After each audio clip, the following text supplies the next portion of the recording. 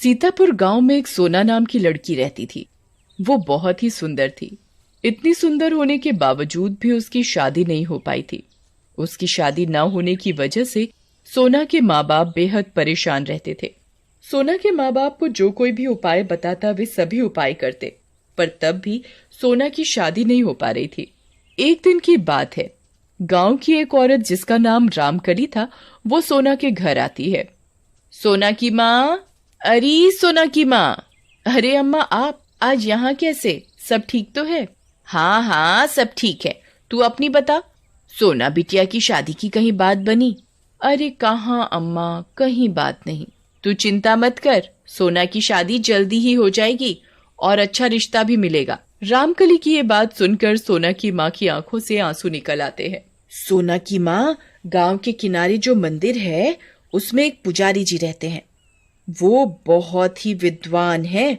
उनके पास हर परेशानी का हल है। तू उनके पास जा, वो तुझे जरूर कोई ना कोई उपाय बताएंगे। सच्ची में अम्मा जी? फिर तो मैं पुजारी जी के पास कल ही चली जाऊंगी। और अगली सुबह सोना की माँ गांव के किनारे वाले मंदिर पहुंच जाती है और मंदिर के पुजारी जी से मिलती है। सोना की माँ पुजारी जी को बताती है कि सोना की शादी नहीं हो पा रही है और कहती है, पुजारी जी कोई उपाय बताओ। सोना की कुंडली में मांगलिक दोष है, जिसके कारण सोना की शादी में रुकावट आ रही है। दोष? कैसा दोष? दोष ऐसा है कि अगर सोना की शादी हो भी गई तो उसका पति शादी के अगले दिन ही मर जाएगा। पुजारी जी कोई तो उपाय होगा इस दोष को दूर करने का। उपाय तो है। पुजारी जी बताइए, जो भी उपाय होगा हम सब उपाय करेंगे। तो सुनो, उपाय ये है, तुम्हें पहले सोना की शादी एक पेड़ से करनी पड़ेगी।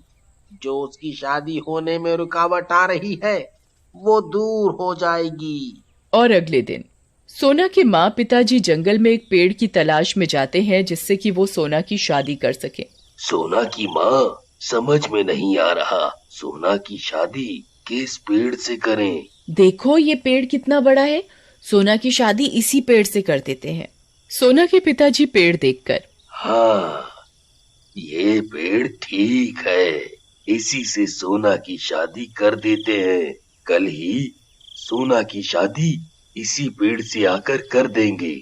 और अगले दिन सोना के माँ पिताजी सोना को दुल्हन की तरह तैयार करके पेड़ के पास ले जाते हैं। जिस पेड़ से सोना की शादी होने वाली थी, उस पेड़ पर एक भूत का निवास था। सोना और सोना के माँ पिताजी इस बात से अनजान थे कि इस पेड़ पर एक भूत रहता है।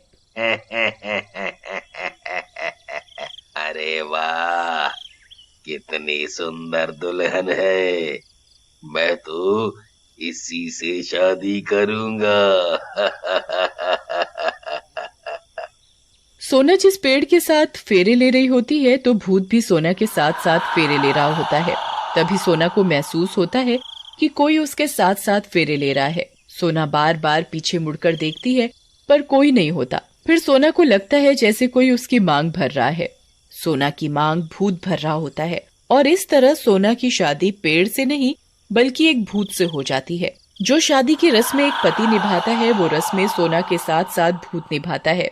इस तरह सोना की शादी एक भूत से हो जाती है जिसका पता सोना और सोना के माँ पिताजी को भी नहीं चलता और भूत सोना के साथ साथ रहने लगता है। रात भी काफी हो जाती है और सोना के माँ पिताजी घर चले जाते हैं। घर पहुंचकर अब मैं ये शादी का जोड़ा और ये मंगलसूत्र उतार देती हूँ। सोना शादी का जोड़ा और मंगलसूत्र उतार कर रख देती है। तभी अचानक कमरे की लाइट अपने आप जलने और बंद होने लगती है। पर्दे जोर जोर से हिलने लगते हैं। खिड़की जोर जोर से खुलने बंद होने लगती है। ये सब देखकर सोना बहुत बुरी तरह डर जाती है। फिर अचानक सब ठीक हो जाता है। ये सब सोना का पति भूत कर रहा होता है। रात भी बहुत हो चुकी है और थकावट भी बहुत हो गई है और सोना सो जाती है। तभी आधी रात को 12 बजे सोना पानी पीने के लिए उठती है। वो देखती है कोई उसके पास सोया हुआ है। सोना बहुत बुरी तरह चीखती है, भूत भूत। क्या हुआ सोना? देखो ना माँ, वहाँ भूत है। कहाँ है भूत? यहाँ तो कोई नहीं है। सोना बेटा, आज तुम बहुत थक गई हो, तुम्हें आज आराम भी नहीं मिला है, थोड़ा आराम कर लो, ठीक हो जाओगी। और अगली सुबह सोना सोकर उठती है तो देखती है उसके गले में मंगलसूत्र डला हुआ है, उसके हाथों में लाल चूड़ियां और मांग में सिंदूर डला हुआ है। ये सब देखकर सोना हैरान हो जाती है कि ये सब कैसे हुआ, कौन कर सकता है।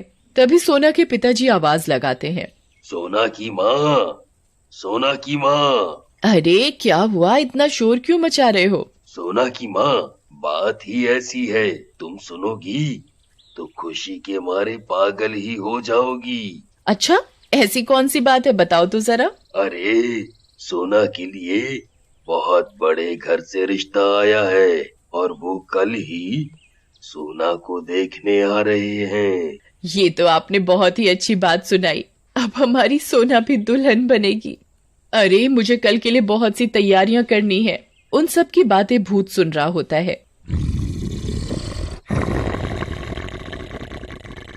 मैं भी देखता हूँ कौन सोना से शादी करता है। और अगले दिन लड़के वाले सोना के घर सोना को देखने के लिए आते हैं। सोना के माँ पिताजी लड़के वालों का स्वागत करते हैं। सोना की माँ सोना को लेकर आती है। सोना को देखकर लड़के की माँ कहती है, भाई मुझे तो आपकी सोना पसंद है। भूत भूत भूत। अरे रुको, आप कहाँ जा रहे हो? और वो रोने लगती है। अब मेरी सोना से शादी कौन करेगा? सोना रोने लगती है। माँ, मेरी तो किस्मत ही खराब है। रात हो जाती है और सब सोने चले जाते हैं। सोना अपने कमरे में सोने के लिए जाती है तो देखती है पलंग पर फूलों का गजरा और एक सुंदर सी साड़ी रखी हुई है।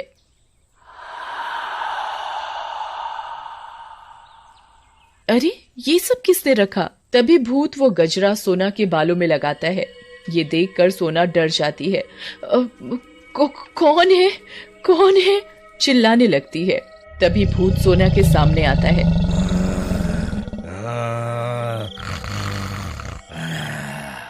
सोना, डरो मत, मैं तुम्हारा पति हूँ, तुमने मुझसे शादी की है। मैंने तुमसे कोई शादी नहीं की है और तुम एक भूत हो, तुम मेरे पति नहीं हो। भूत सोना को पेड़ से शादी करने की सारी बात बताता है।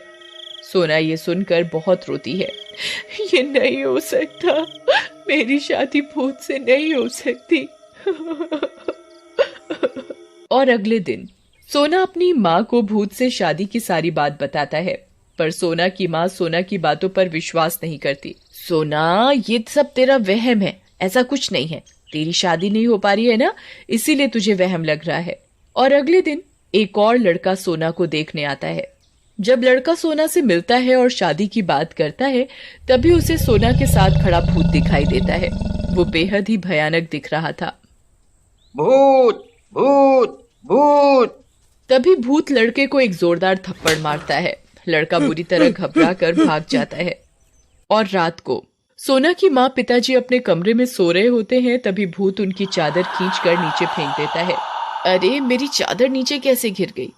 जैसे ही वो चादर उठाने के लिए नीचे झुकती है तो उसके पलंग के नीचे से एक हाथ निकलकर सोना की माँ को गिरा देता है। अरे मुझे नीचे किसने गिराया? वो पलंग के नीचे झांकती है, उसकी चीख निकलती है, भूत भूत। भूत सोना की माँ का गला पकड़ लेता है और कहता है, करेगी सोना की शादी। तुम कौन हो? छोड़ दो मुझे, तुम चाहते क्या हो? कौन हूँ मैं? दामाद हूँ मैं तेरा। मेरी सोना से शादी हो गई है। सोना सिर्फ मेरी पत्नी है। मैं तुम सबको मार डालूंगा। सोना के पिताजी भी आवाज सुनकर जाग जाते हैं। सोना के पिताजी भूत से सोना की माँ को छुड़ाने की कोशिश करते हैं, पर भूत उन्हें भी पकड़ लेता है। तभी सोना अपने माँ पिताजी का चीखने चिल्लाने की आवाज सुनकर उनके पास जाती है। छोड़ दो मेरे माता पिताजी को, इन्होंने तुम्हारा क्या बिगाड़ा है? चले जाओ यहाँ से। मैं तुम्हें छोड़कर कहीं नहीं जाऊंगा। अगर तुम नहीं गए तो मैं अपने आप को मार डालूंगी।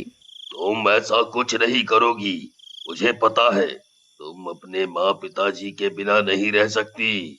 सोना अपना मंगलसूत्र, शादी की चूड़ियां और शादी का जोड़ा लेकर आती है और उस पर मिट्टी का तेल डालकर आग लगा देती है। नहीं नहीं, तुम ऐसा नहीं कर सकती। और भूत जलकर भस्म हो जाता है। इस तरह सोना का भूत से पीछा छूट जाता है और उसकी एक अच्छे लड़के से शादी हो जाती है।